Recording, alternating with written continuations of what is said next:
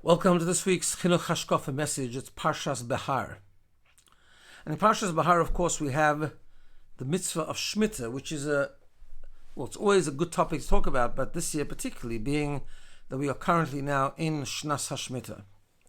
And in Shemitah, there are so many lessons and so many foundational principles that we can share with our children and discuss it with them that comes out of the mitzvah of Shemitah. And of course, in a general sense, the idea of Shemitah is Bitachon, that everything comes from Hashem. Just want to share with you a vart as a starting point for the discussion. You know the famous pasuk in the Torah, when it comes to Shemitah, and the pasuk says, if you're going to ask the question, what are we going to eat in the 7th year? We haven't planted, we haven't gathered in the produce. Says the Eibishter, I will command my blessing in the 6th year, and there'll be enough produce for 3 years, and you'll have plenty what to eat. And this pasuk, this concept has so many different mefarshim, different divrei Torah, but here's one vart. And the vart goes with a question: what does it mean when Hashem says, "V'tzivisi es birchasi"? I'm going to command my blessing. Isn't the blessing there without the question? What do you mean? If you will ask the question, then I will bless you. Of course, Hashem is going to bless us anyways. He gives us the mitzvah of Shemitah. Of course, He's going to give us a bracha that we'll have enough what to eat during Shemitah and after Shemitah before we have the chance to replant and so on. Why does the Torah say, if you ask the question, then I'll make almost a special effort. V'tzivisi, I'm going to command my bracha. And the Mepharshim explain that this is the pshat. Hashem says, if you'll ask the question, that's actually a problem. You shouldn't really be asking the question. Because yes, Shemitah is the ultimate bitachon. Shabbos is bitachon, Shabbos is emunah. But if a person works, he doesn't work one day, he's going to work next week, it's fine, one day he misses. But to tell the farmers to stop working the entire year, that's a mitzvah where you have to, it's probably the most difficult mitzvah in terms of emunah and bitachon, where you have to just give up and say, well, this doesn't look naturally possible. Doesn't look like I'm going to be able to survive, but Hashem said so, so we do it. So Hashem says, if you ask the question, my noichal, which really by asking the question is already a problem.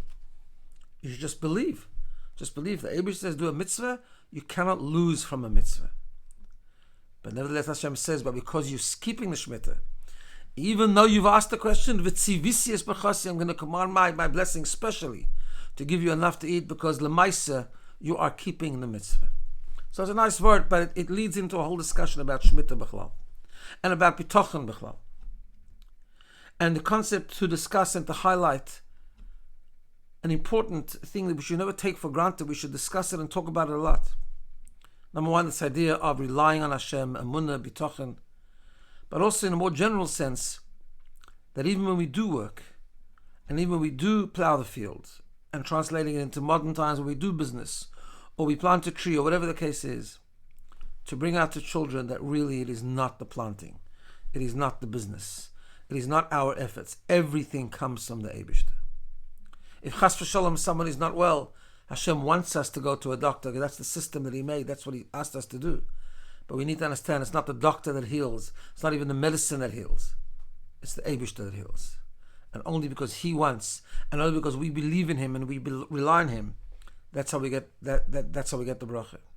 And therefore, because that is the case, and that is the reality, we need to explain and discuss that the result of that is a few things. First of all, we have to have the mindset that a mitzvah can never be the reason why someone doesn't have. Doing a mitzvah can never harm someone. Keeping Shabbos can never harm our parnasa. Keeping Shemitah can never harm parnasa. Keeping any mitzvah, the way Hashem wants us to do al pi halacha, can never stand in the way of the brachas that we get. On the contrary, mitzvahs can only be doing Hashem's will, connecting to the Eibishter in a much stronger way. It can only be the tziner, the conduit, the channel for more brachas from Hashem. In Muchukaisai Telechos, Hashem says, if we keep the mitzvahs, it becomes a vehicle for tremendous bracha. And of course, the second such an important lesson to discuss is, if that's the case, then what do we put our emphasis on? Is it the connection to Hashem through His Torah mitzvahs, Or is it the keli, the hishtadlus that we make? So yes, we have to make hishtadlus. We have to make a vessel for Hashem's bracha. That's what Hashem wants. Hashem wants us to plow the field. Hashem wants us to go to a doctor. Hashem wants us to do business. Hashem wants us to put in the effort so that so the bracha can come through the teva, through the gashmistic way. But what are we going to put more emphasis on? The business or the shiurim that we have to learn?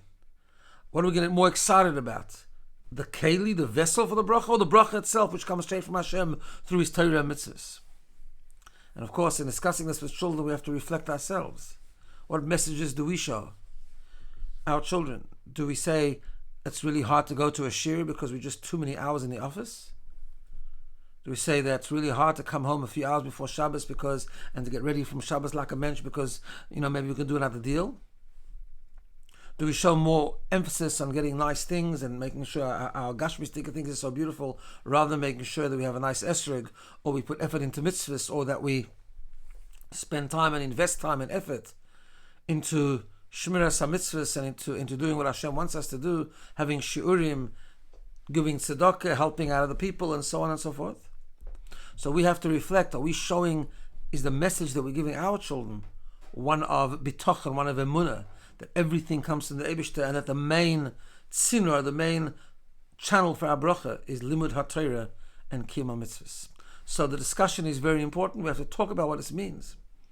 And even when something happens, it doesn't seem to be 100%, we have to trust that the Eibishter we have to give ourselves over to Him.